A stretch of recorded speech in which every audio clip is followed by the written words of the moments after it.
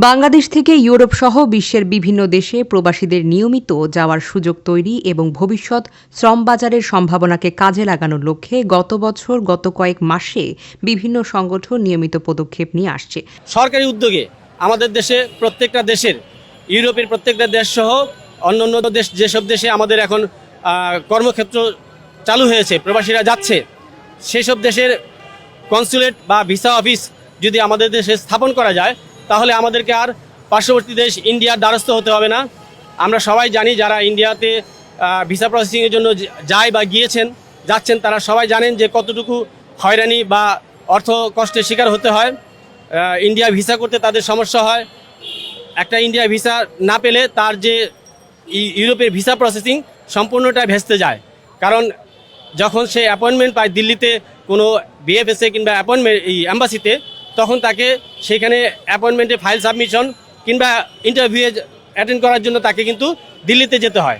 আর দিল্লিতে যেতে হলে তাকে অবশ্যই ইন্ডিয়ার ভিসা লাগবে। সেক্ষেত্রে অধিকাংশ লোকই ইন্ডিয়ার ভিসার জটিলতার কারণে তারা সময় মতো সেখানে পৌঁছাতে পারে না এবং তাদের এই সম্পূর্ণ প্রসেসিংটা ভেস্তে যায়। তাদের ইউরোপে যাওয়ার স্বপ্ন কিংবা প্রবাসে যাওয়ার স্বপ্নটা ভেঙে যায়।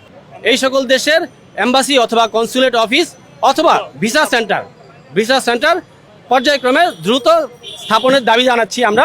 আমাদের দেশের ইউরোপ প্রত্যাশী বা ইউরোপের ভিসা প্রত্যাশী যে সমস্ত স্টুডেন্টরা আছে, ওয়ার্কার্সরা আছে বা ফ্যামিলি রিইউনিয়নের যে সমস্ত মানুষরা ইউরোপে যাওয়ার জন্য দীর্ঘদিন ধরে অপেক্ষারত থাকে, ইউরোপের বিভিন্ন অ্যাম্বাসি প্রসিডিউরসের নানাবিধ প্রবলেমের কারণে বা অন্য দেশে গিয়ে ভিসার ফাইল সাবমিট করার জন্য আমাদেরকে কিন্তু দীর্ঘদিন অপেক্ষা করতে হয় বা বিভিন্ন রকমের ঝামেলার মধ্যে পড়তে হয়।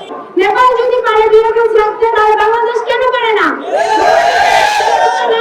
আমরা কিন্তু এখন অগ্রগতির দিকে আছি, তাহলে আমরা চাইলেও পারবো। আমাদের মহামান্য প্রধান উপদেষ্টা চাইলে পারেন ভিসা সেন্টার গুলো আমাদের এখানে রাখতে।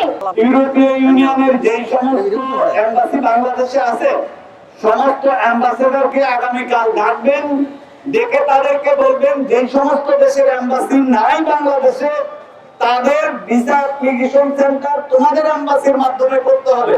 গত 29 আগস্ট জাতীয় প্রেস ক্লাবের সামনে বাংলাদেশ প্রবাসী ঐক্য ফাউন্ডেশন এবং 15 নভেম্বর ইউরোপ ভিসা প্রত্যাশী ঐক্য পরিষদ মানববন্ধন কর্মসূচি পালন করে। এসব কর্মসূচির মূল লক্ষ্য ছিল ঢাকায় ইউরোপীয় দেশের দূতাবাস বা কনসুলেট অফিস স্থাপন এবং ভিএফএস সেন্টারের মাধ্যমে ভিসার আবেদন প্রক্রিয়াটিকে সহজ করা।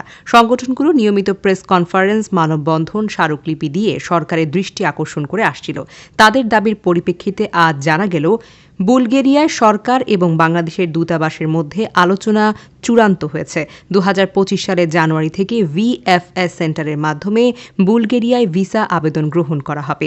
এই পদক্ষেপটি ইউরোপের অন্যান্য দেশেও ভিসা প্রক্রিয়া সহজ করার পথ তৈরি করবে বলে আশা করছেন সবাই। ভিসা জটিলতা দূর করতে এমন উদ্যোগ প্রবাসীদের জন্য নতুন সম্ভাবনার দরজা খুলে দেবে।